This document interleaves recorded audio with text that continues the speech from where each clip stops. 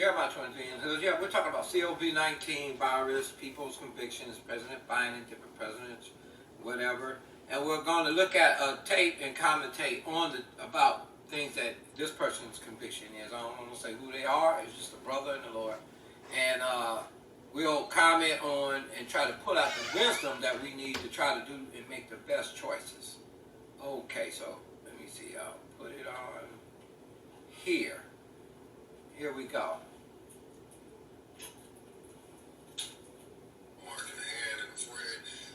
Everything that we see happening, the digital world, money being digitalized, the way Amazon is running things, the little self-checkout lines we see in our art, just everything is showing that we're going to a certain direction. And the Bible is true. So just be careful what you follow. Pray about everything. When I see the whole world supporting something, the Bible says the God of this world is blind in their minds. So when I see the whole world agreeing with something, all these people who don't have God, they move according to the spirit of the world. The Bible says broad is the way that leads to destruction. There is the way that leads to eternal life. Pray. Watch and pray. I'm talking about strong delusions. Just watch and pray, man. Okay, so let me say this. In the light of the president, of what was just said about the president, President Biden, and the critique on the virus in the light of, because the name of it is what it would take to wake up people. Biden wants you to know you're not as smart as you think you are. That's the title. And I can leave it right there. So that's the title. So if I go to the channel, it's going to talk about in the light of trusting government, bottom line. And that's a believer. So that's one way to look at it. And we all have the liberty to look at it like that. And you better, like he said, in the end, you better be seeking the Lord in prayer. General, I think that was excellent.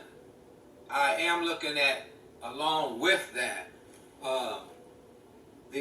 all the other ways of looking at it with a critique. Like, okay, so now what if Romans 13:1 is right about the virus vaccine, and this is no more than a vaccine?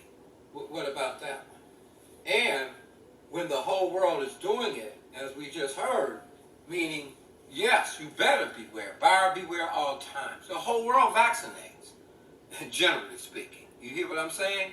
And when they didn't, viruses, plagues, real plagues, if you've never experienced them, I have. They're here in the earth realm. Definitely, 1,000%, they're real. You can't conspire a tribulation, and you can't conspire to try to create something like plague. Plague is just as a result of the fall, biblically speaking. So it's here. Plagues will increase. Plagues have. So it's not so, if a virus come, okay, either it was a virus or it's not. What if it was that simple? What if we look at everyone's doing it and the Spanish flu broke out? We would look and go, no, I ain't doing that because of the premise. That's a flawed premise. Everyone's doing it. That's not solid enough. When we have Paul saying over here, talking about submit to the emperor. Oh no, not denounce Jesus. That's the content. Not insurrection or I'm willing to die and kill your enemies. None of that. You know what I'm saying? They submitted unto death to not deny him because of emperorism. Okay? People declaring themselves as God over Jesus. Wasn't going to happen. So you got two different scenarios. You got a group here making a decree, right? And we compare it like it's a decree as the same to the martyrs. See? But it was not when they burnt them Christians in the Colosseum. It was, they had to accept and denounce Jesus Christ as Lord publicly. That's two different levels. You're talking about a shot. Now, or as the whole world's doing it again, what about the Spanish flu? I guess the whole world was doing it. And I bet if you didn't do it, that plague was from God and it would have killed you. probably believer or non-believer. I ain't going to say for the believer, because no plague come nigh your dwelling. They say Psalm 61 to 91, but one scholar, freebiblecommentary.org, no, that's loveisrael.org, that scripture shouldn't be taken as Psalm 91 as you're protected. Yes. Because of tribulation. Okay? Psalm 91 didn't work for the martyrs. Proof. And that's a fact. Psalm 91 did not work for Israel when they had oppressed each other and their brethren, and they surely went into captivity. And they were the natural branches. And them grafted in, we Gentiles. America is no more than a kingdom of Gentiles. And we've been grafted into this country, those believers. And, yeah, well, Gentiles sin. Pagan, right? That don't follow Leviticus 25 with land laws. You know, let alone Deuteronomy 14, 15, Deuteronomy 26, Malachi 3, 10, and 11. We're talking about God's way of doing things. And we can take it from a 10% to a 90%, because Jesus and them gave it all, or 99. And Mother Teresa shook worlds with the principle of giving. But she went all in and overcame the pride of life and the lust of the flesh, and capitalizing, and went to heal those that were capitalized off. So when we look at, you know, everyone's doing it in the light of the Spanish flu, the Ebola that broke out. There was a lot of religious jargon. Look at all your YouTube. May I suggest lower my tone? Whoever you are, if you're especially elders, look at your YouTube on Ebola and look at what happened. A lot of faith churches, people died. Fact. Now go to those YouTube and look at those things. And while you do that, we'll know that there's modern plague. From 2014, I believe it broke out, until Obama spoke about it. Google it. Up until 2019, in December 2019, through vaccination. Then in the next year, 2020, we got hit with this new plague from China. So plagues were in operation with strength. It multiplied and killed you right where you fell, from the inside out. That was Ebola. And one guy got here and got to the Texas hospital, Google it, and what happened, he wound up dying, but they had to go into a frantic, put him in a room. And one doctor that went over there, go to your YouTube and put in Nebraska Bio Hospital. Okay, and when you put it in, it'll pop up. And one of the doctors from America that volunteered to go over there, Doctors Without Borders, called Ebola, and they had to bring him back. And yeah, when they brought him back, look at the clip. He gets off an airplane that's bagged, practically. Everything's bagged all the way down to the car, and the car is bagged. They've been planning this a long time. And you have a presidential block off everything all the way to the hospital. They saved his life. Another doctor he worked with, that another doctor took note of, a black brother from the over there in West Africa, he said and looked in the camera in the documentary. As you look through the documentaries, you'll see him. Yes, I've been called to save these people. In other words, he had to continue to do surgeries, okay, for the people of Congo, and he did it. But he caught it, and they sent him to the same hospital. Big presidential, bring in bags everywhere. That's a pretty serious thing if you would have been telling people everyone's doing it. You hear what I'm saying? Because everyone that didn't do it in that case went negative. And will anyone who speaks for God be responsible to come forth and say, I'm sorry I caused people's lives to die? So those that want to be teachers, they receive the greatest damnation. Why are we running to microphones? I would just say, speak your piece, hold it, but don't dogmatically try to influence or assert. Stay with the essentials, the generalities of Christ, the principles, and the fruit.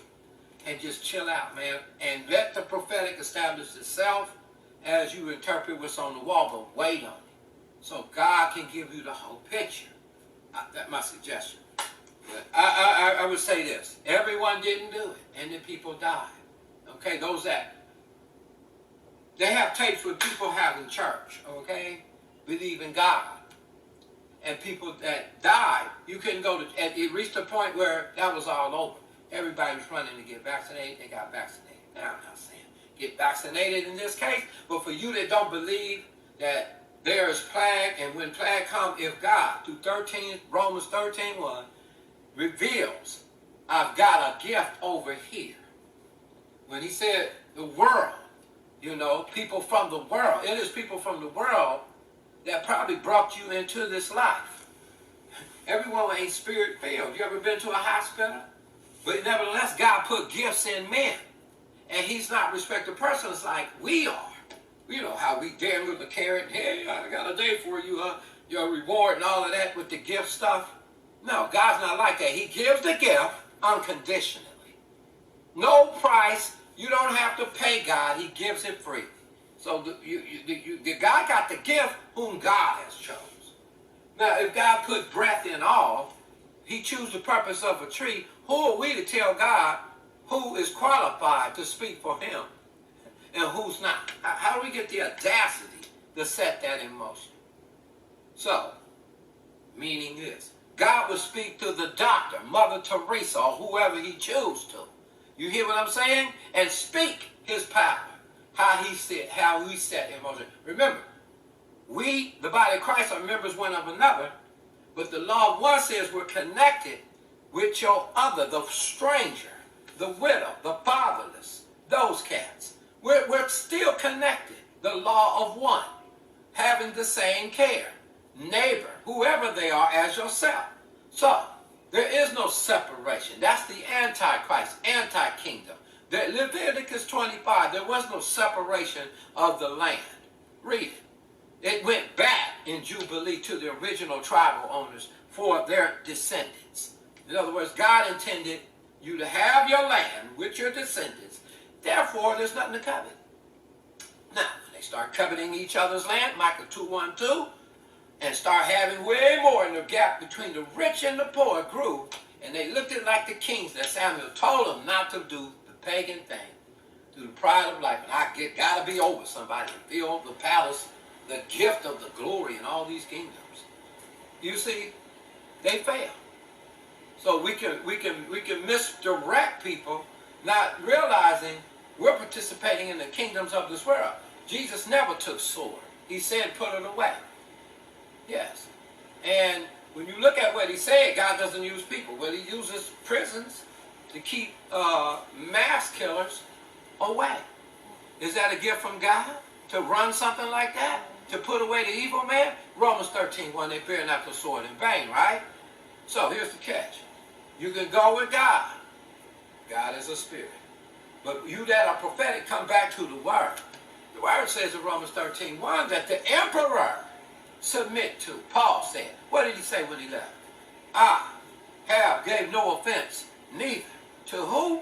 To the Jews, nor to the Gentiles, nor to Rome. Peep game, bro. These cats were seriously submitted. And the only thing they died for? To preaching the gospel that Jesus is Lord. Nothing else. They were dead to the pride of life. They were dead to Jesus, as he said, you want to rule over? He that is least among you is greatest. Don't think like that, in other words. Serve. So, where's the money? Serve. We got financial Goliath. We got a financial predator. We got a financial python about to kill the deer. Strangle the life out of it. Look at the clip on Facebook. And what's going to happen? If someone don't come with a leaf and beat that python off that deer so that the python can release its grip and the deer run off, the deer will die through suffocation. That's oppression. And the bottom line, we are brothers keepers, covenant. All 12 tribes, necessities. Need land, need house, need food. There you go. And it goes back. So if they owe debt, it comes right back. Then he set it up for the poor. The 3rd year, 7th year, people would be giving. So that whole system, we don't do. We don't leave a whole year's pay for the poor. Not going to happen. So the bottom line, we're not Judean. Leviticus 25, Deuteronomy 14, Deuteronomy 15. Giving tithes, 10% of your money to widows, really, and fatherless, for real. So we don't do the Hebrew thing. This is America, democracy. It's a what? It's a democratic republic, right? Constitution, right? That's what they do, all right? But what Christians do is kingdom. Kingdom is doing it God's way. We have a blueprint. But if we share 2 Corinthians 8:9, show the same care while everyone's trying to squeeze the life out of our brethren that are poor, then we can do that Joseph thing and sustain some brethren through giving over the next 10 years. Okay, so God will use us. The world, if they're doing that, we do the opposite. If they're compounding interest, if they're taking from our brethren, we strengthen our brethren. That's a good solution for those that are believers out there to the churches. But on top of the brother saying what he said, we must admit he's right. You got to hear the Spirit of God at the end of the thing on your vaccine. But here's what we can do. When they said, put back on your mask, and you're a believer, and there's no disclosure of the subject, you should put on a mask, because then you follow what you heard. Now what you should hear is Romans 13:1. Only some masks. You can meet them halfway. You don't have to get vaccinated. That's just my suggestion. My opinion. Here's the bottom line. If everyone was doing it, then you got to explain some of the plagues, like Black Death and the Blue Planet plague. What about this stuff? That stuff was real, man. It wasn't real? Hello, was it real? Come back, you that are spiritual. Was it real? So in that case, when scientists invented who didn't go to church, them people in the world, like a doctor who delivers a baby but don't go to church, not spirit-filled. God put gifts in men according as it pleases us to keep us humble. So you know your group and clique don't have it all. God, you need your neighbor. Law 1 will tie you to a scientist in another country to save your life. Humble you.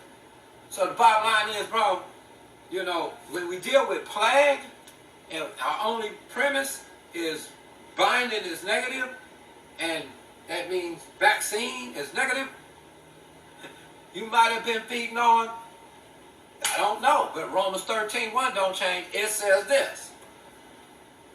Submit to authority. Now, you don't have to submit, of course not. However, for those that have submitted, you can wound their conscience, like they did something wrong. But really, they did Romans 13:1. They submitted. Just like you get a polio shot. Y'all think y'all reading too much into this. I think it's a virus, and I think they got something, and if I'm wrong, I'm wrong. But, however, if a plague worse than this comes, what are you going to do then? You're going to convince everyone now about what you're saying now, don't submit to that plague. As though plague can't come to America. It went to the Congo. You think plague is respect to persons in the end times when Jesus said there'll be tribulation? But if they do come up with a vaccine and you tell people don't take the vaccine in his name, are you going to be willing, or like a dictator run, or like a hireling run? Them two run when the wolf comes. See? The wolf could be packed in plagues or viruses. And if mercy fail through a scientist or somebody to give a vaccine like he has in the past, doesn't it make sense? Doesn't it make sense to just say, well, maybe in this case, I should go ahead and submit to authority. Now, don't put it on the conscience and make it such a big deal of your personal not getting a vaccine because everybody's doing it. You hear what I'm saying?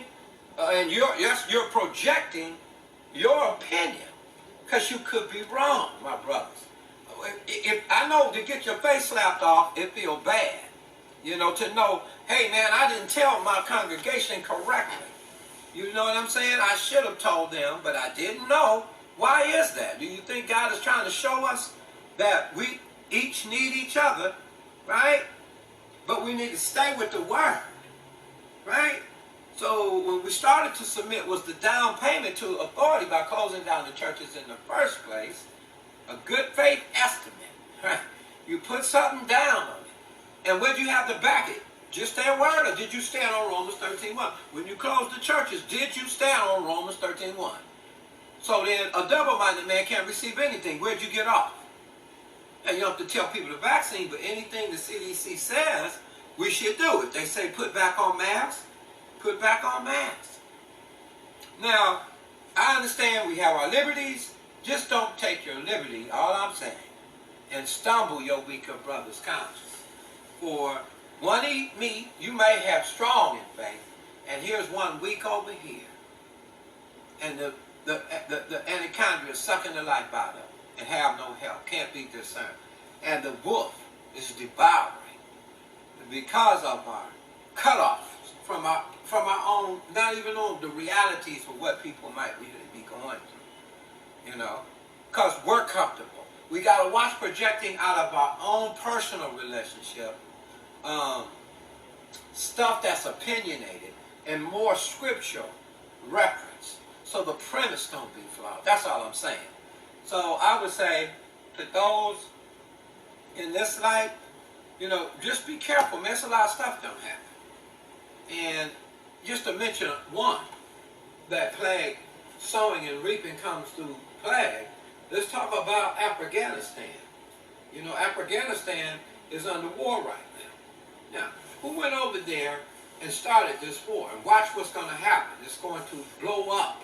They're being flooded probably with guns and whatever they need.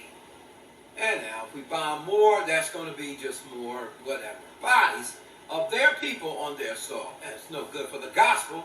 All you cats that vote right, that like what Bush did, you know, I'm an independent, nothing against you.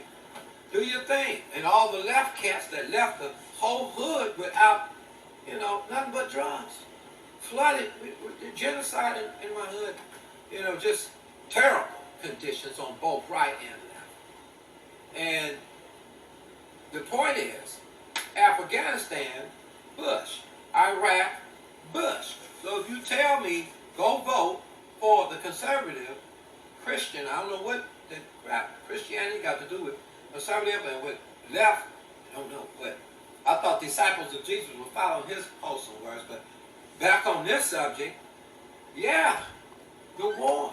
What about it? Bodies dropping right now. Taliban invading territories. Now, that and Iraq. And you told me go vote conservative. Really? I guess I'll preach to them saying, I'm a conservative Christian. Really? And a conservative president started that. Who said he was a Christian? So what I'm telling you is, brother, there's a lot of things that is not correct as far as sowing and reaping. In other words, who pays for that? What make you think a plague wouldn't come? Let's throw it on the negative. As a correction for the blood that's been shed. What about it? Everywhere. Haiti, these volcanoes blowing up, South Africa, oppression. Not a shot fired from the salty ones on the right from there. I haven't heard anything about oppression and war and innocent blood. I heard about two issues, abortion, LGBT. Have I heard anything? Black lives don't even matter now on some stations on the TV. I mean, what I mean is people making sermons about it. I'm like, wow, dude, come on now. In the end, do you trumpet out against oppression? Do we turn from the wicked ways of oppressors? Do we study the capitalist, which is in the hands of ruthless sinners? You hear what I'm saying? That plot. Do we study their sins so we can turn and call them out? No, we don't. We talk about other issues. And so, since we don't, and we don't turn from our wicked ways, and there is cause and effect from sowing and reaping into wars, there's no way you cannot mock God in the end because of covering up oppression and not speaking out against it. Yeah, you might get something like a plague. Now, I'm not saying this case, no. But what I'm telling you is, why is it so spooky that a plague may come to the country? Heck, brother, your borders is wide open. You know? Come on.